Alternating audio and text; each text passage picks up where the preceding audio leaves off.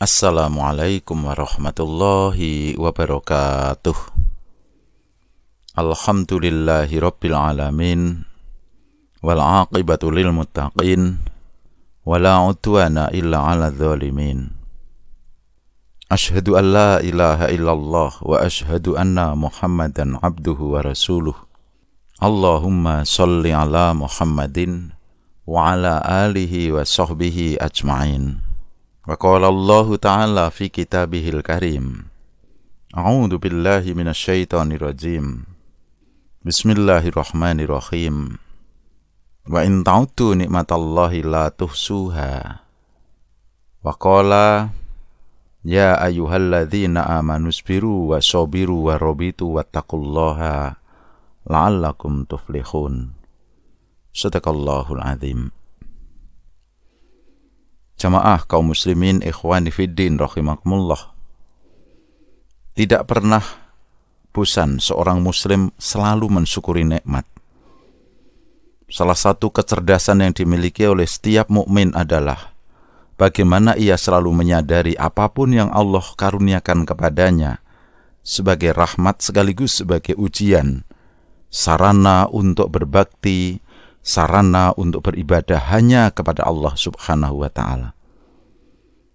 Seorang mukmin berpikir bahwa segala sesuatu yang ia terima sebagai sarana untuk melakukan hal-hal kebaikan yang nantinya akan dipertanggungjawabkan di hadapan Allah Subhanahu wa ta'ala. Seorang mukmin akan menyadari bahwa segala nikmat yang didapatkan di alam dunia ini bukanlah sarana untuk melakukan perbuatan aniaya atau perbuatan maksiat. Bahkan yang membedakan cara berpikir orang mukmin dan orang yang tidak beriman kepada Allah, cara mengelola, cara memanfaatkan karunia Allah Subhanahu wa ta'ala. Sebagai seorang mukmin, ia sadar penuh bahwa hidup ini adalah amanah. Perjalanan hidup ini menuju pertanggungjawaban di hadapan Allah Subhanahu wa ta'ala. Kenikmatan yang ia terima nantinya akan dipertanggungjawabkan di hadapan Allah. Kemudian perbuatan yang dilakukan oleh seorang mukmin nantinya juga akan dituntut pertanggungjawaban di hadapan Allah. Yauma idzi yasdurun nasu ashtatan liyurau a'malahum.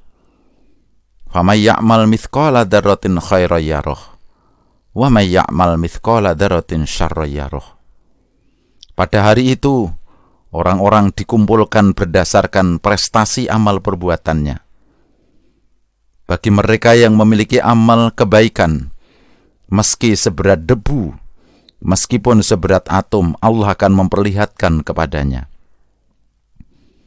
Bagi siapapun orang yang melakukan perbuatan jahat, perbuatan mungkar maksiat, meskipun hanya seberat debu, seberat biji sawi, Allah juga akan memperlihatkannya. Pernyataan ayat Al-Quran di surah Al-Zalzalah ini menjadi landasan pokok seorang mukmin untuk berhati-hati di dalam melakukan segala perbuatan. Karena kebaikan seberat apapun nanti juga akan dipertanggungjawabkan terhadap pelakunya. Termasuk kejahatan sekecil apapun nanti juga akan dituntut di hadapan Allah seadil-adilnya.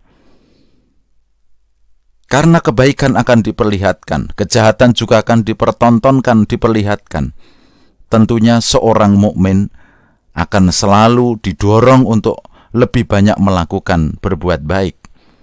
Terdorong untuk selalu berlomba-lomba melakukan perbuatan yang khair, perbuatan yang mendapatkan ridho Allah Subhanahu wa ta'ala.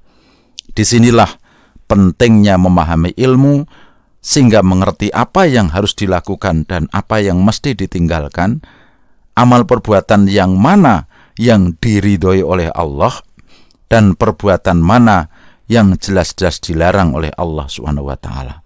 Inilah cara berpikir dan cara membangun perasaan seorang mukmin dalam berperilaku. Jamaah kaum muslimin rahimakumullah. Di sisi lain ada orang-orang yang mengabaikan kaidah-kaidah keimanan. Bagi orang-orang yang tidak beriman kepada Allah, dunia dianggap segala-galanya. Orang yang tidak beriman kepada Allah akan mudah terjangkit penyakit sedih dan putus asa karena dunia belum tercapai atau karena hidup merasa tidak sempurna ketika tidak bisa mendapatkan jumlah kepentingan dunia sebagaimana lainnya. Orang-orang yang tidak beriman berpedoman kepada kepuasan nafsu, kepuasan diri, kepuasan kelompoknya. Bahkan orang-orang yang cenderung mengingkari keimanannya kepada Allah, bisa jadi ketika Allah sudah berikan kenikmatan itu, masih terasa kurang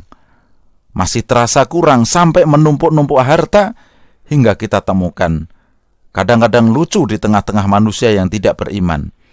Harta sudah melimpah ruah, tetapi kanan kirinya ada banyak anak-anak yatim, orang-orang fakir miskin. Dia buta, tidak peduli kepada mereka. Yang penting hanya mereka sendiri yang merasa tercukupi. Sementara dia menganggap sebagai bagian dari anggota masyarakat. Sementara dia ingin menjadi orang-orang yang dihormati pada lingkungannya.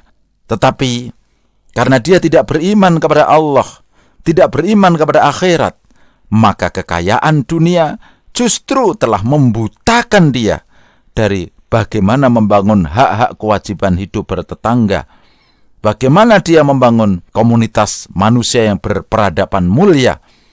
Semakin kaya, justru kadang-kadang semakin melupakan saudaranya sendiri.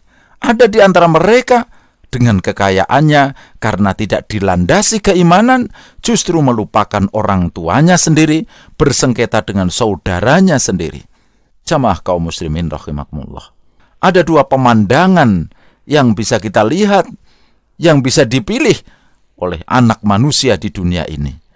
Cara bersikap berdasarkan iman, yang jelas tadi kita uraikan, dan cara bersikap hidup bagi orang-orang yang tidak memiliki landasan keimanan, yang hidup di alam dunia hanya berpedoman pada hawa nafsu, berpedoman kepada kepentingan syahwatnya.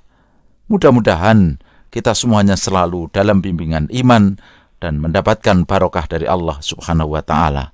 Subhanakallahumma wa bihamdika asyhadu an la ilaha illa anta astaghfiruka wa atubu ilaik. Wassalamualaikum warahmatullahi wabarakatuh.